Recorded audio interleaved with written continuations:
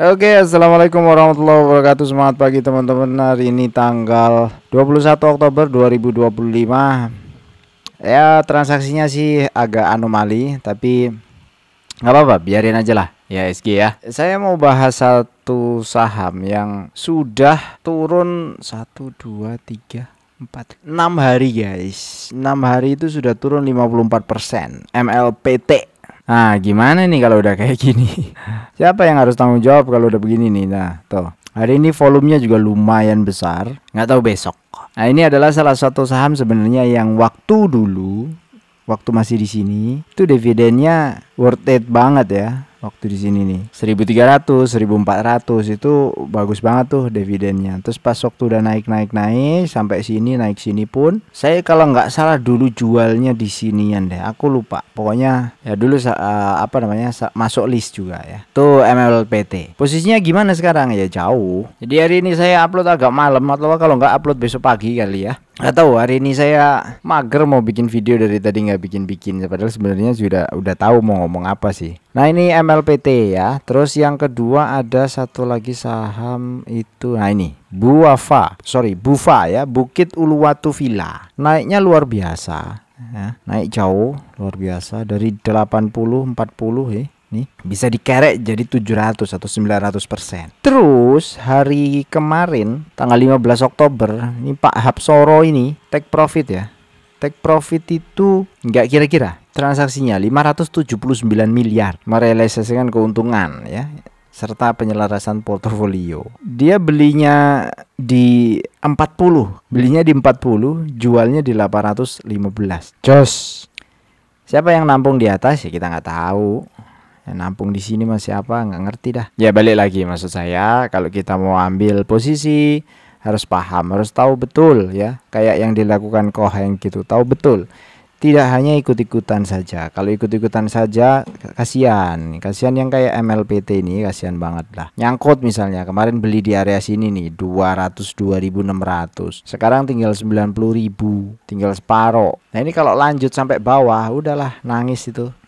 Terus saya hari ini mau bahas pertanyaan aja. Tolong bahas Arna SMSM, sepertinya sedang murah valuasinya Kang. Arna itu memang grafiknya lagi di bawah. Kemudian SMSM itu grafiknya juga lagi di bawah ya. Beberapa hari lalu lah ya. Sekarang naik. Value-nya lagi murah gitu. Nah, kita lihat aja di sini langsung nih, tak jawab ya. Hari ini saya mau jawab banyak nih pertanyaan nih. Arna itu posisi sekarang itu dividen itu di 7,8%. SMSM, mana SMSM belum ada, bentar. SMSM itu ada di 7,7 setahun. Tapi karena dia sudah bagi 35, sisanya tinggal 5,8. Ya kalau di atas 6% sih masih bagus ya. Ini Bang Hendik Hidayatullah member ya. Jadi valuasinya iya sudah murah, tapi sebenarnya masih ada yang lebih murah. Nah, prinsipnya gitu. Terus ini Alsen Saloka kemarin. Pertanyaannya, dividennya sekarang 18%, apakah akan bertahan lama sekecuali itu? Mengingat LPPF itu lebih ke offline store, kesulitan bersaing. Nah, ini pas waktu saya bahas LPPF kemarin kayaknya ya. Sebagai investor dividen tentunya harus berpikir jangka panjang. Ya betul, ini kayaknya kemarin sudah saya jawab atau belum ya? Ya, cara investasinya nggak hanya di satu tempat saja. Itu yang 18% disimulasikan 25 tahun itu untuk aja ya, estimasi atau untuk memanipulasi otak kita bahwa sebenarnya return 18% setahun itu bukan return yang kecil. Asalkan Anda bisa konsisten 18% setahun selama 25 tahun, hasilnya akan seperti itu gitu. Jadi ini untuk menghibur diri kita, memanipulasi diri kita supaya kita itu nggak ke bawah-bawah hype bahwa di pasar saham tuh harus beggar, harus ngikutin kayak MLPT tadi ya. Ketika tinggi lah FOMO kan, ya, ikutan beli FOMO. Sekarang kalau udah dibanting begini gimana gitu kan? Sama persis kayak Bufa ini. Bufa mungkin belum dibanting, tapi ownernya udah keluar tuh di angka 800-an. Atau orang yang memiliki saham yang banyak lah sudah keluar di angka 800-an kan, menjadi sebuah pertanyaan saja gitu loh. Gitu Bang Alsen. Bang, tolong bahas BTPS, tolong bahas BC. Oke, BTPS BC. BTPS itu sekarang posisinya 1400. Tadi siang itu turun ya. 3,6%. Transaksi harian oke, 13 miliar. Tapi yang ngomong masalah dividen karena payout rasionya 30% ya. Sebelum-sebelumnya juga 5%, 2,4. Hari ini dividennya 3,2. Itu BTPS. BC di 1,1. BC itu nggak kemana-mana karena EPS-nya 20. Kita cek BC. Itu yang saya masukkan tuh 20. Kayaknya itu worst case ya. Coba lihat. Oh iya 20. 20 sampai 31. Kita masukkan 31 pun juga nggak kemana-mana. Tuh 1,7 ya, nggak kemana-mana. Jadi yieldnya jauh di bawah. Itu untuk BC. Saya nggak tahu kenapa banyak banget yang pengen ada review-review seperti ini ya. Maksudnya review-review saham-saham yang jarang saya munculin gitu. Yuk, you go chicken. Barangkali tertarik review ABMM dan PTBA, saham dividen yang harganya udah turun banyak. Bagus ini pertanyaannya ya. Cara pemilihan diksinya itu bagus ya. Barangkali tertarik review. Nggak langsung request, tapi dia paham kalau dia itu butuh, cuma nggak mau maksa. Makasih bang. Nggak apa-apa, dipaksa juga nggak apa-apa. Karena dipaksa pun kalau saya lagi nggak mau nge-review kan nggak. Jadi untung-untung aja pas waktu di review ya di review gitu. Review ABMM PTBA. ABMM itu posisi sekarang itu yield potensialnya ada di 2,2%. Karena dividen payout rasionya itu 19. Ini ABMM ini dividen payout rasionya itu nggak konsisten teman-teman. Ada 34, 27, 18, 19. Tahun lalu 19 tuh. Bisa 27 bisa.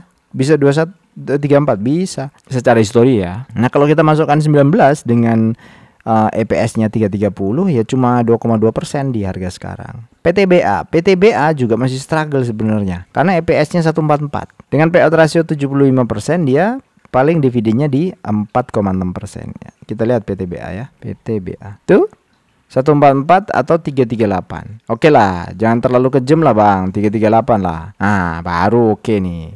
10%. Asal hasilnya di kuartal 3, kuartal 4 enggak 33 lagi gitu ya. Kalau 33 terus nih ya, 33 terus sampai akhir tahun 144.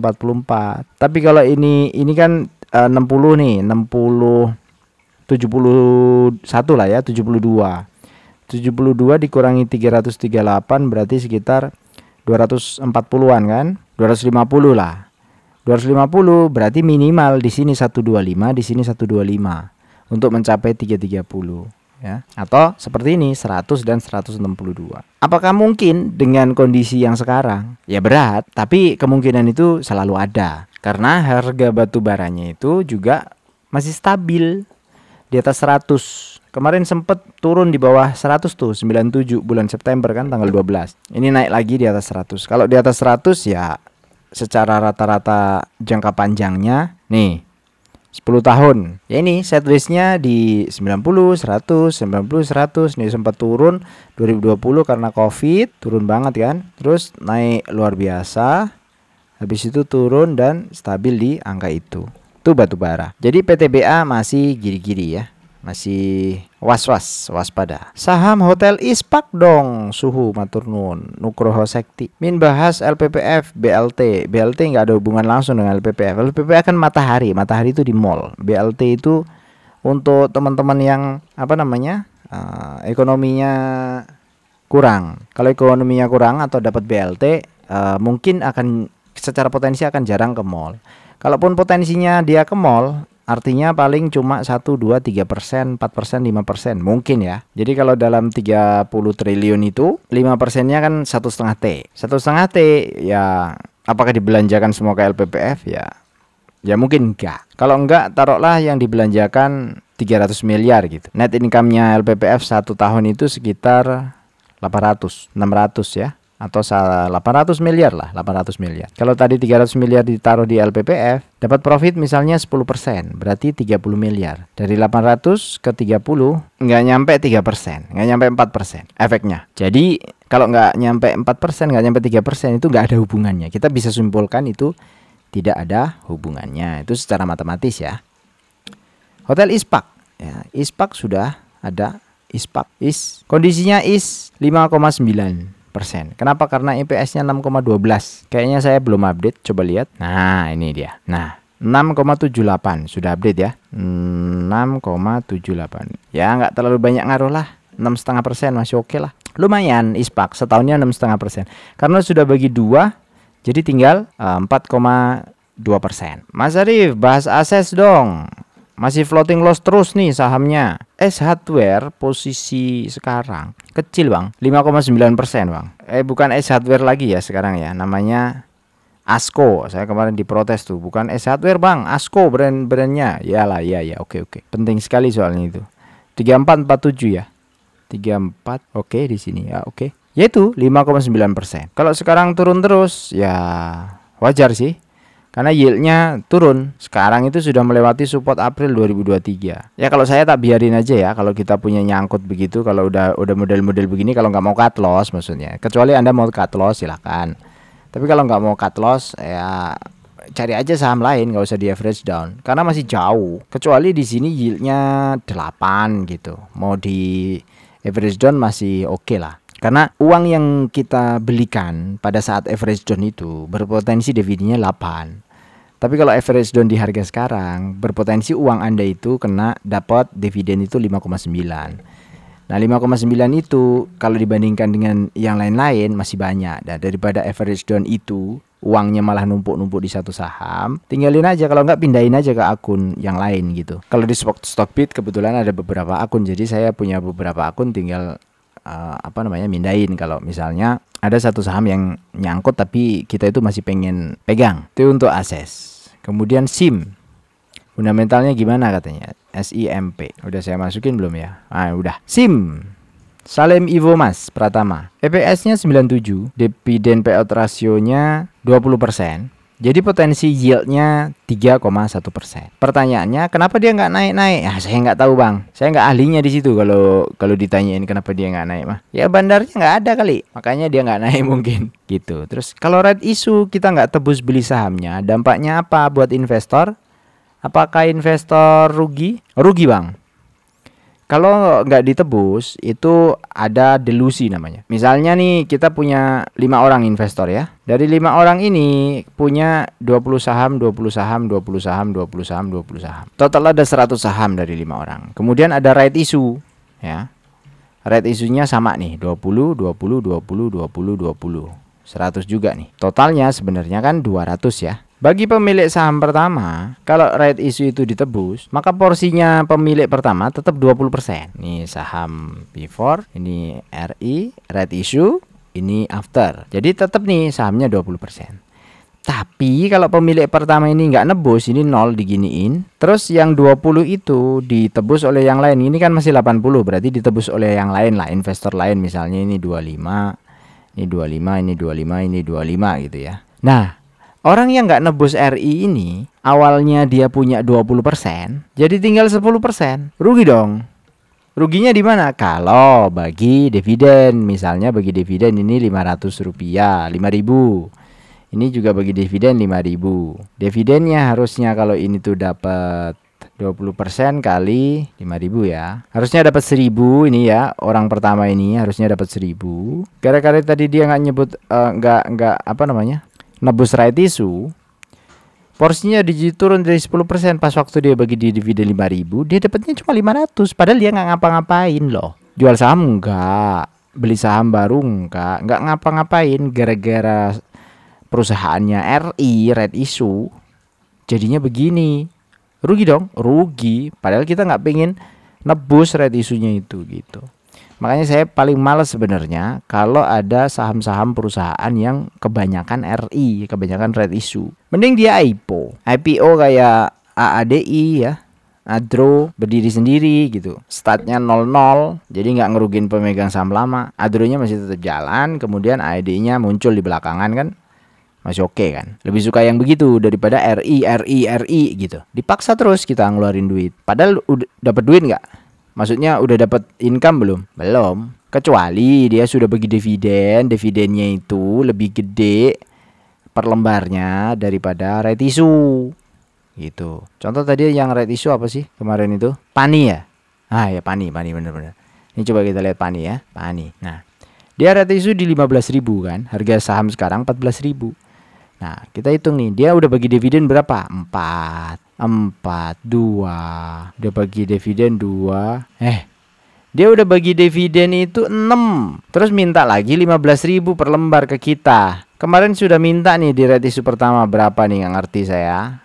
Udah minta lagi di sini nih 2022 1/3. Di sini udah minta lagi 231 ya 2023. Terus mau red issue lagi 15.000. Ngapain? Ya, itu pandangannya karena pandangan time frame-nya dividend investing. Buat orang trader kayak Ko Hengki, dia nggak peduli. Ya kan red issue tuh bagi pemilik atau bagi pemegang saham yang stay long, kayak orang kita yang stay long. Tapi kalau kayak Ko Hengki kan dia remora trader tuh posisinya kan dia nyopet-nyopet aja, ngikutin arus saja. Bahkan dia cut loss duluan sebelum yang lainnya keluar kan. Kuncinya dia berhasil itu ada di cut loss. Ya tentu ya, masuknya entry-nya bagus-bagus ya, entry-nya bagus-bagus dan oke. Tapi kalau manajemen cut loss-nya dia kapan harus cut loss itu nggak paham, rungkat udah pasti, hampir pasti. Kayak MLPT nih, J. Coba lihat. 21 Oktober hari ini turun kan? Nah, tuh turun. Net value 3,7 B. 3,7 miliar net value. Kalau mau keluar, maksudnya bisa keluar apa enggak gitu. Takutnya udah nyangkut di atas nggak bisa keluar. Tambah aja drawdown terus ke bawah kan. Eman-eman sayang. Oke, hari ini nggak bahas saham dividen ya. Oke, ya ada kan tadi ya. Sorry. Sekalian deh.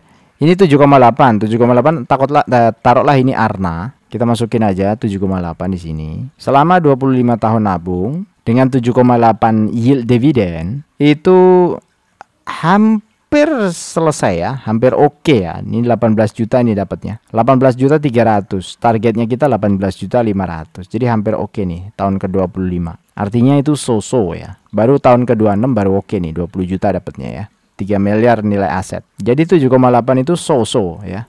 Sesuai target. Di atas 7,8 berarti melebihi target. Dengan apa? Modal awal 100 juta, sebulannya 2 juta. Nah, ini salah nih. Kemarin harusnya 50 juta aja. Nah, supaya orang banyak yang bisa gitu. Oh, nggak kecapek kalau 50 juta modal awal.